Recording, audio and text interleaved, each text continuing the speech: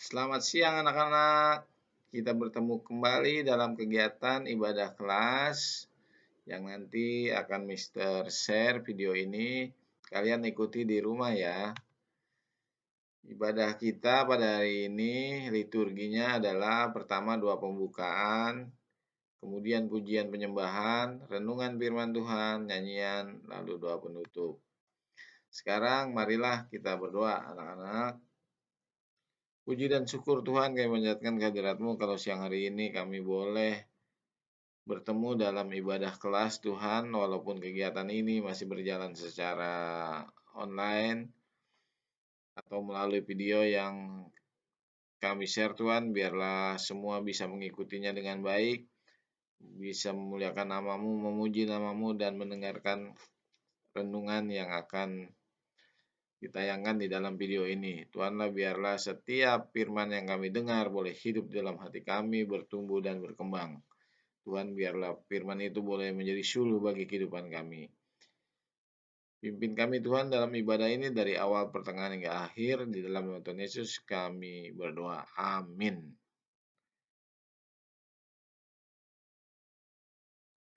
Anak-anak, untuk berikutnya kita akan menyanyi bersama lagu Segala Puji Syukur.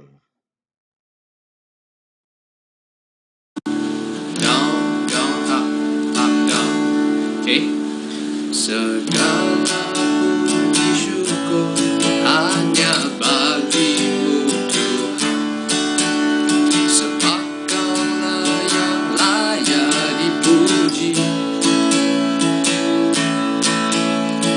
Kami mau bersorak, tinggikan nama-Mu.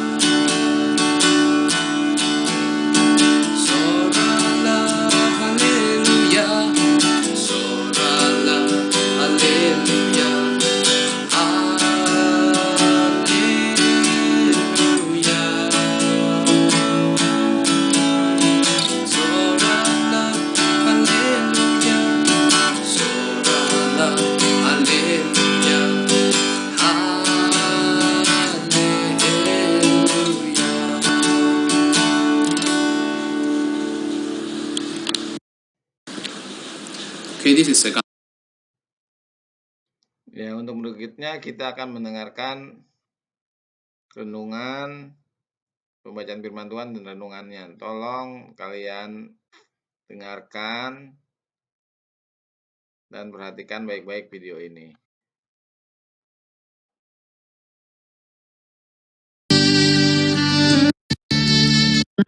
Ayat 9 sampai 21.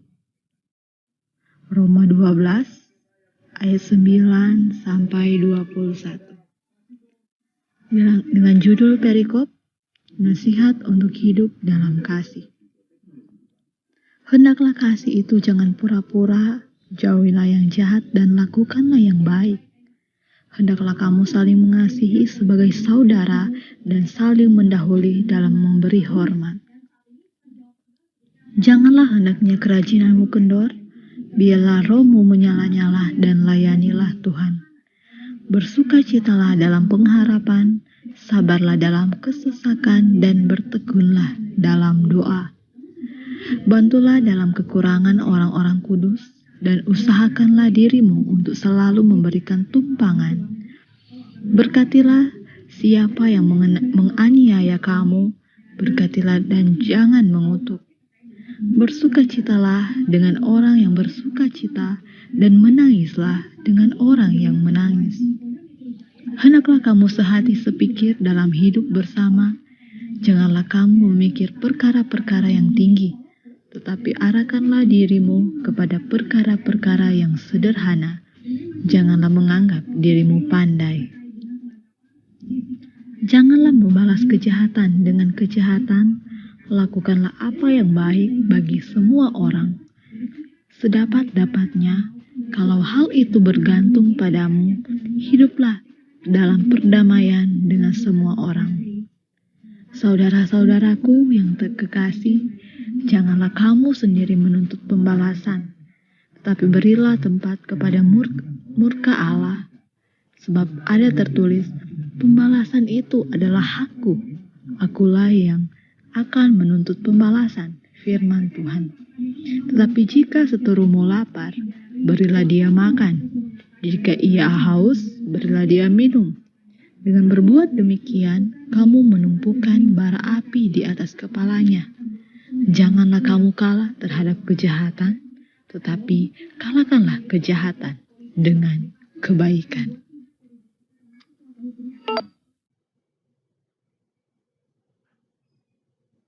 Saudara-saudara yang terkasih di dalam Kristus, di saat ini perenungan kita adalah hidup dalam kasih. Saudaraku, manusia adalah makhluk sosial. Artinya, tidak bisa hidup sendiri tanpa memiliki hubungan dengan orang lain. Itu berarti seseorang akan menikmati dan menjalani kehidupannya sebagai manusia yang wajar jika ia memiliki hubungan dengan orang lain. Inilah yang membedakan antara kita manusia dan binatang. Hidup mengasihi orang lain adalah ciri khas umat Allah. Perintah Allah yang utama adalah saling mengasihi, bukan semata-mata untuk menegaskan bahwa manusia itu adalah makhluk sosial, tetapi karena Allah adalah kasih. Supaya dapat saling mengasihi secara baik dan benar, Yesus meminta umatnya untuk senantiasa mendasarkan diri pada hubungan yang erat dengan dirinya. Sebab Allah sendiri melalui Yesus Kristus telah mengasihi umatnya dengan memberikan nyawanya di atas kayu salib.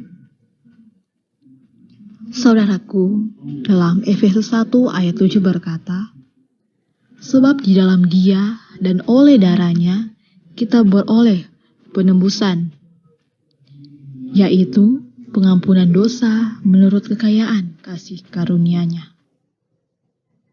Mereka yang melakukan perintah ini, Yesus menyebut sebagai sahabatnya yang menunjukkan adanya keakraban di antara Allah dan umatnya.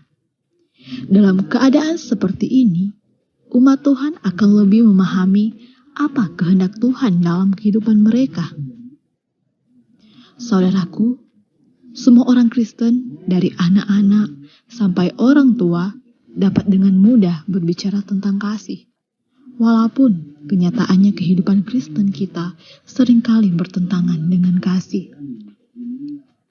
Ada sebagian orang yang berpikir bahwa ketika ia tidak punya masalah dengan orang lain, selalu tersenyum dan baik dengan orang lain, maka ia sudah hidup dalam kasih.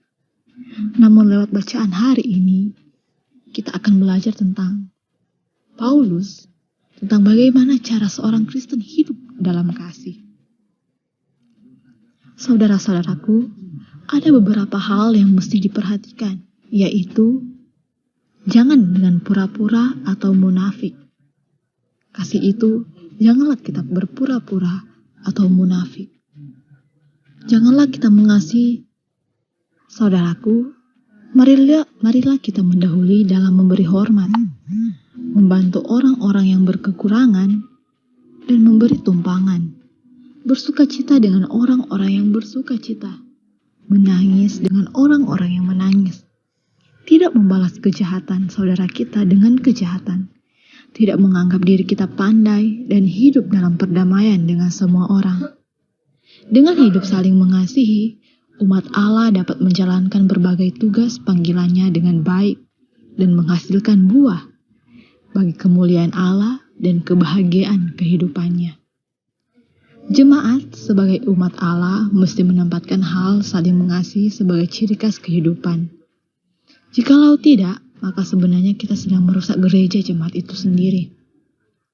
Bukankah banyak gereja jemaat yang kalau berbicara tentang kasih begitu bersemangat, tetapi untuk melaksanakannya begitulah berat.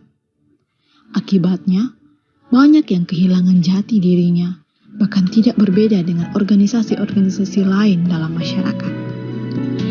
Ketika kita berusaha untuk memahami dan mengerti apa yang disampaikan Paulus tentang hidup dalam kasih, di sini tentu lebih mudah dari melaksanakannya. Sebagai